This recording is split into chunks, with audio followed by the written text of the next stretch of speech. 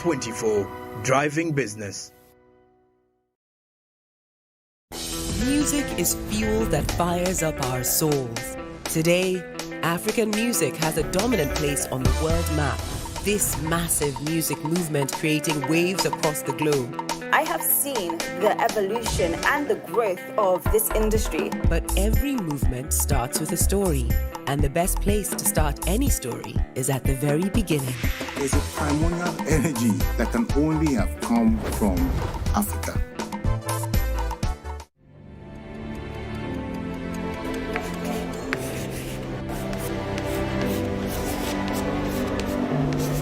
This is Jordan. When it comes to classwork, Jordan is magic.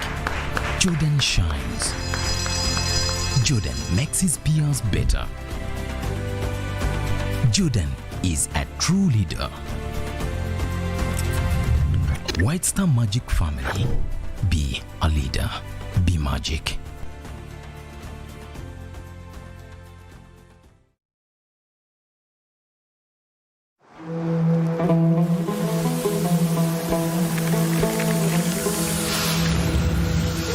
A World Cup in the desert? The first one in the Middle East. The first to be held at the end of the year? That's crazy.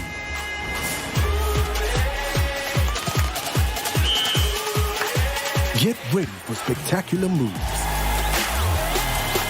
High-flying saves. Unbelievable goals.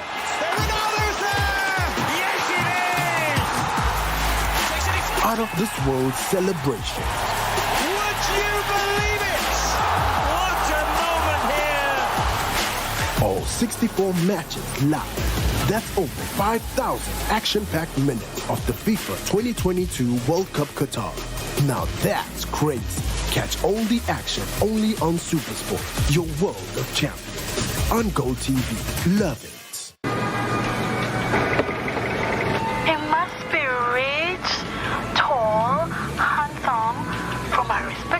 Family. He must have a maid because at our home we do not work. Conductor Masao. Why? Ubadde olobye ku ssimu? Yamunange, anti your TV enkolera. Enjoy a new world of entertainment with over 80 TV and radio channels, plus movies from wherever you are.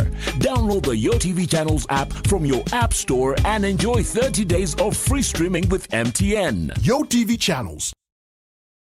Say goodbye to paperwork and travel costs. Now every MTN customer can register to invest in securities anytime and anywhere with Zabu in a few simple steps. Step 1. Dial *292#. Step 2. Select option 1. Register with Zabu. Step 3. Enter your full names. Step 4. Enter your national identification number. Step 5. Enter your national identification card number. In 24 hours, you will receive an SMS confirming your registration. Congratulations, you are now ready to invest.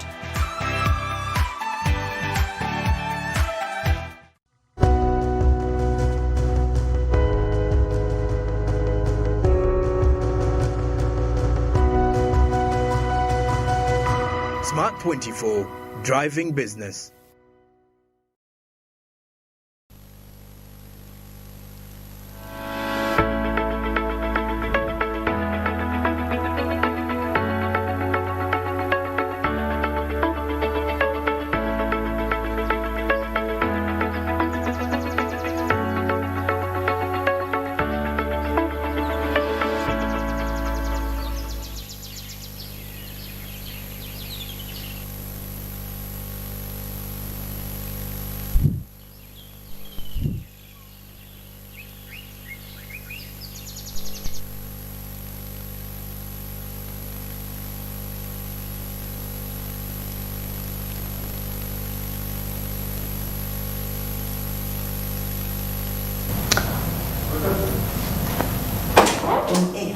All right, we're back, and this time around we are getting into the press release, finding out the top stories into the newspapers right there, and also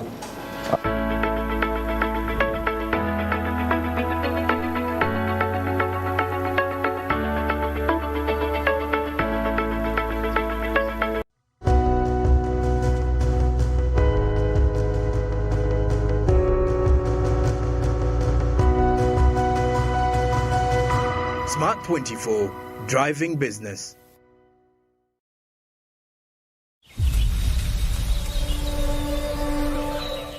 Saving or securing for the future does not only mean investing in stocks, real estates, or companies, but there are so many chances of becoming a billionaire through practicing agriculture. You don't need a very big plot of land or large capital to start, but slowly by slowly you can build an empire.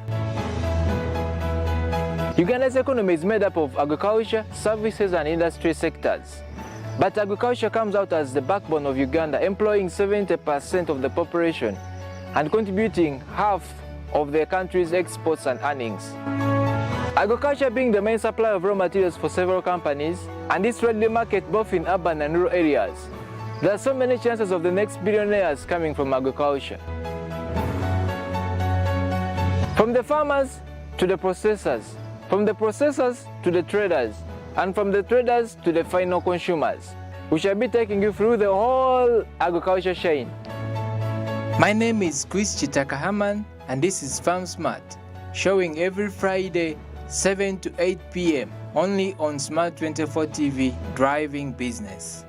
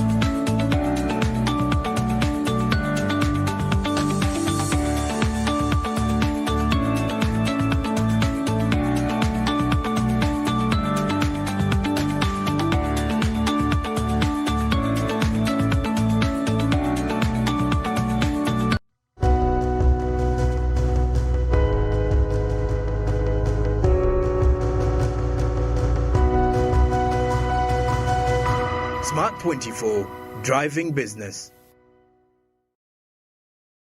Forget last season. Forget the oohs and the ahs. Forget every moment that stole the show. Because the real show is here on GoTV. It's the new season. It's action-packed and it's going to be non-stop football. With over 1,000 games from more than 7 leagues and cup competitions plus a World Cup. Make sure you get the best seat in the house this new football season. Get a GoCoder with 1 month of GoTV value for only 25,000 Uganda shillings and enjoy non-stop football. GoTV Uganda. Love it. Of course.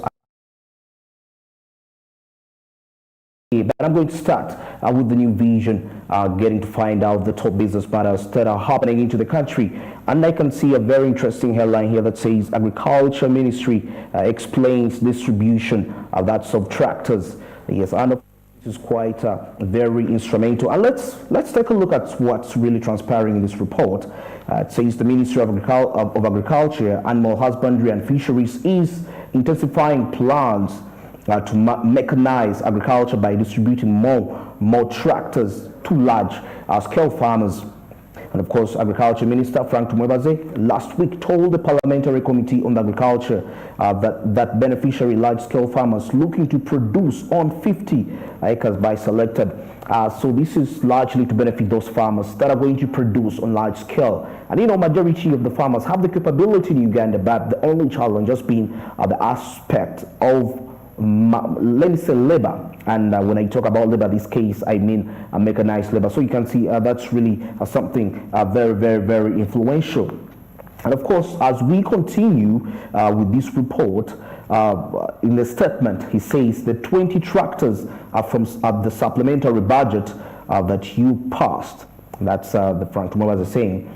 The people we give these tractors must be serious and get them from you, the members of parliament. And of course, that's Frank Tumwebaze making that statement when asked by the legislators to explain further on the criteria of selecting the tractor beneficiaries. The minister said there is no secret criteria in selecting that's the large-scale farmers, and we expect the lists to be submitted by the chief administrative officers. And of course, these are the people that are responsible to go out there and search out for those farmers that are really in need of these materials, of these mechanized tractors, to ensure that they can execute their agriculture perfectly.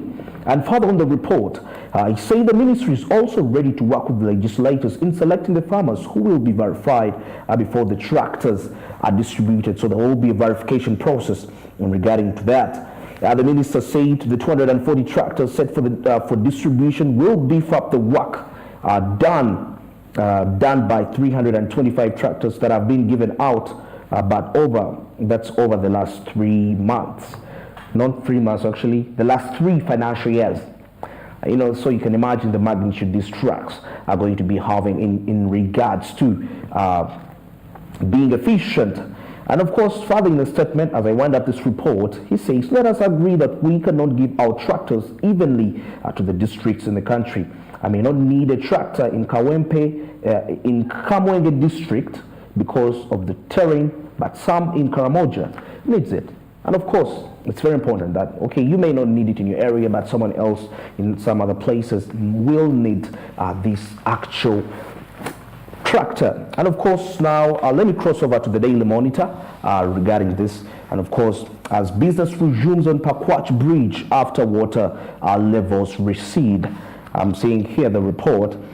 Business resumed across Pakwach Bridge yesterday morning following a day-long closure of the facility when the river Tangi burst its banks into the wee hours of Saturday. That was quite very sad right there. The floods which cut off Karuma Pakwach Road, leaving several people stranded, were attributed to a downpour on Thursday and Friday. And so you can see businesses just resumed today, but over the weekend it's been quite very, very crucial and very tricky in regarding to the business activities in the district that's of Pakwach right there. As a result, police and the Uganda Post Defense Forces soldiers were deployed at the scene to restrain hundreds of passengers and trucks who wanted to cross from both sides. Yeah, that's what regarding that. So, but the good news is that the business has resumed straight away right there. And also, as I wind up the report here, that's Miss Josephine, that's Angusha, the West Nile Regional Police spokesperson, say that the road was open to the public after the water levels subsided. And when I read here, it shows that people were not patient enough, as majority wanted to actually transact businesses, something which is not really quite very, as much as you want to make the money, it's very important to consider the aspect of safety, because at the end of the day, if you are alive, you can make quite more money. But people were showing there was a lack of patience, and the police literally, the Uganda People's Defense Forces had to come in and calm these people down to relax a bit. And of course now, I'm still in the Daily Monitor, I'm seeing here as Janet hails technology for providing access, that's to safe water. Very interesting. The Minister of Education, that's Ms. Janet Museveni, has said that the sour bag technology will provide access to safe and clean water for people at grassroots levels. It's so very, very important to access clean water. So the Sour Bag unique product design utilizes a plastic formulation which announces ultraviolet sun rays to penetrate the water, thus deactivating the dangerous pathogens.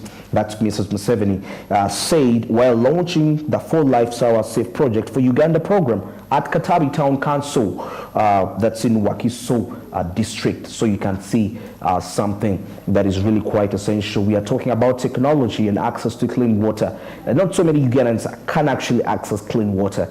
And such initiatives with the improvements in technology, this really makes the dream really come to reality. And of course, Uganda, we are really promising that area of technology. The only that is needed is the support from the higher government, of course, the higher government officers. As I went at this report, she said the innovation is timely because it keeps one hydrated, which is a preventive measure for the COVID-19 pandemic. That's the statement of Ms. Janet Museveni, the Minister of Education. And now, let's cross over to the international news stories right here. And of course, we are going to start with Zambia, as the Zambia wins IMF, that's the International Monetary Board approval for $1.3 billion US dollar. That's a loan program. The International Monetary Fund has granted Zambia $1.3 billion in support as part of an agreement to restructure the massive debt that has sunk the Southern African country's economy.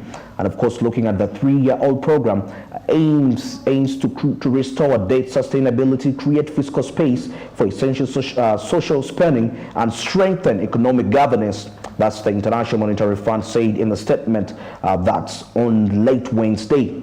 In 2020, the pandemic, in 2020, during the pandemic, Zambia became the first African country to have defaulted on its estimated $17.3 billion external debt. Also, the country defaulted on that. A substantial strengthening of fiscal controls is needed to support fiscal adjustment as a result to address governance and corruption vulnerabilities. That's saying the IMF Managing Director, that's Georgieva, yes, regarding that report. And in addition, growth has been too slow to reduce poverty, inequality, and of course malnutrition rates, which are among the highest in the world. That's according to the officials from the International Monetary Fund making that statement. Zambia is in a debt distress and needs a deep, comprehensive debt treatment. In the past negotiations, previous governments have failed to unlock bailout packages, but since then the election of the president, that's Hakainde Hichilema, last year, progress has been made in restoring relations with the creditors. So you can see that's something. Zambia defaulting on the debt, and majority of the creditors actually withdrew. So there has been peace talks, talks to ensure that actually such schemes are resumed. And that's it with the Zambia. And now let's cross over. That's to Indonesia, and that's the city, the capital city. That's Jakarta. Indonesia hikes fuel prices by 30%. That's cuts, and also it cuts energy subsidies. So you can see the fuel prices rising by 30%, and also the government has cut the subsidies in regarding to the fuel prices. Fuel prices increased by about 30% across Indonesia. That's Saturday, after the government reduced some of the costly subsidies that have kept inflation in South Asia's largest economy among the lowest. Indonesians have been fretting for weeks.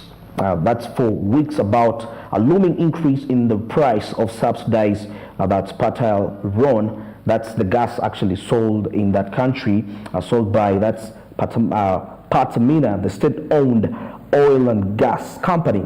Long lines of motorbikes and cars snacked around gas stations as motorists waited for hours to fill their tanks with cheaper gas before the increase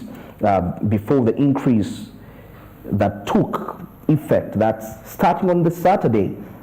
President Joko Widodo said that the decision to increase the fuel prices was his last option, as the country's energy subsidy had tripled this year to 502 trillion, that's rupees, that's about $34 billion from its original budget, triggered by rising global prices of oil and gas. The finance minister, that's Sri Mulyani, said authorities were monitoring the impact on inflation and economic growth of the rise in the fuel prices. Inflation has been relatively modest, with the shock being mostly absorbed through a budget that's bolstered by energy subsidies. Inflation hit 4.6% in August as Bank of Indonesia, that's the central bank, has said it would raises the inflation outlook in response to the government fuel policy. And of course, still the minister said in a separate news conference that the government would provide 150,000, that's about $10 cash handouts to cushion the impact of the fuel price increase on 20.6 million poor families until that's the year end. The total cost of the handouts will be 12.4 trillion rupee, which will be reallocated. That's from the budget for energy subsidies.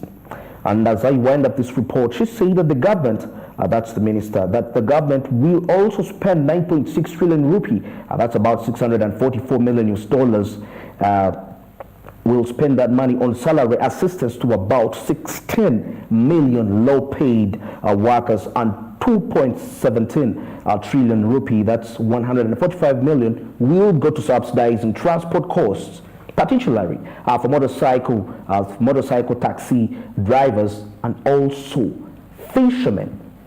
Yes, and that's the matters happening in Indonesia right there. And now let's cross over straight to South Africa. On Africa, of course, the South African court bans offshore and gas exploration by Shell. The South African court has upheld a ban imposed on the energy giant, that's Shell, from using seismic waves to explore for oil and gas of the offshore Indian coast. And of course, the judgment delivered in Makanda on Thursday marks a monumental victory for the environmentalists concerned about the impact of the exploration, the exploration would have on the whales and other marine life. The 2014 decision granting the right for the exploration of oil and gas in the Transkei and Algoa exploration areas is reviewed and set aside. And of course, that's according to the High Court ruling in the southern city. Civil rights organizations and civilians celebrated, that's outside the courthouse, following the verdict, according to the local media. A Shell spokesperson said the company respects the court's decision and would review the judgment to determine the next steps. Shell did not say if it would appeal against the judgment or not. Of course, it remains committed to South Africa and their role in the energy transition. That's according to the statements from the officials right there.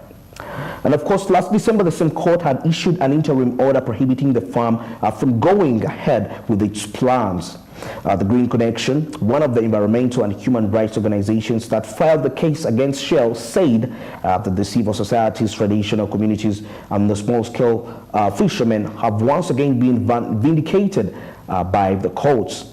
The petroleum firm was said to collect 3D seismic data over more than 6,000 square kilometers of the ocean of South Africa's wild coast. That's a 300-kilometer, and of course, that's being equivalent to 185 miles stretch of rich waters that's housing exquisite marine life and natural reserves. Campaigners urged the research would have sent extremely loud shock waves every 10 seconds or 24 hours a day for 5 months, potentially harming the marine species and their routines. And South Africa's energy ministry had backed the scheme and criticized those who opposed it as thwarting investment to the country's development. And of course, that's regarding Shell, that regarding quite so aggressive right there regarding the exploration into the deep seas, but that's going to be very harmful. And of course, the authorities have neglected that. It's very important, and I believe that was quite a positive step being taken by the South African government officials. And at this very time, let's get into the business tips and quotes. But firstly, let's take a look at the business tip of the day.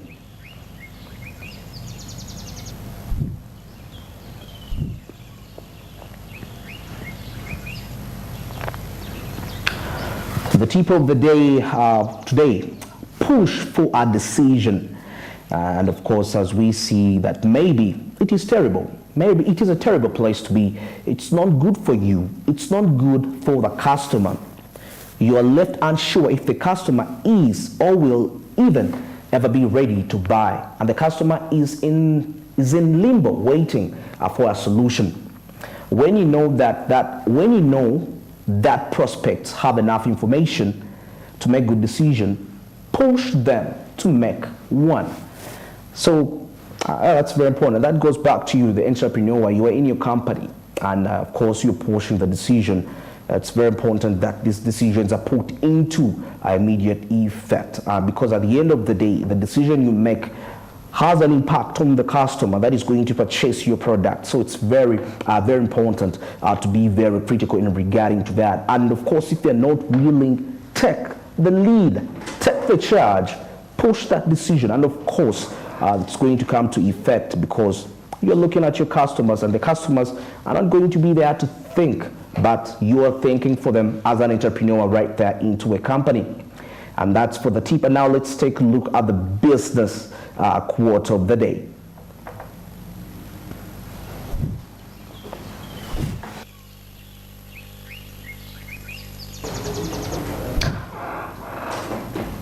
And this is a quote from Colin, that's Powell, the U.S. statesman and retired four-star general in the United States Army. He says, "A dream does not become a reality through magic." Take a pause right there. A dream does not become a reality through magic. It takes sweat, determination, and hard work. These are they sound normal words that are being made on a daily basis, but they really carry an amount of weight regarding aspects of life. These are real life, because we dream things. You dream about starting up this big company. You want to invest this amount of billions of dollars, but at the end of the day, what makes that a reality is hard work and determination. And of course, and above all, when it comes to hard work, remember one aspect is that it's very important to know who are you going to be in touch with, that you cannot achieve a dream alone. It's teamwork. You have to ensure that you cooperate with actually quite a number of people to ensure that you have an enormous teamwork and ensure that the dream becomes a success. Because I'll tell you that majority of the people that we look up to, and they're very successful people, these are people that didn't just wake up one day and strived alone, but it was a team. It's very important. I believe in destiny, and I believe that what we call the destiny helpers, the people that are going to help you achieve your dream, or that thing that you've been made to do into this world. And of course, you be a person of purpose. That's really very important for you to notice, to understand that actually hard work and determination. But of course, among hard work, don't forget the aspect of teamwork, because building a team in itself, it's also hard work. Let's get into a short commercial break. We shall be returning with the Coffee Court. Good morning, stick around.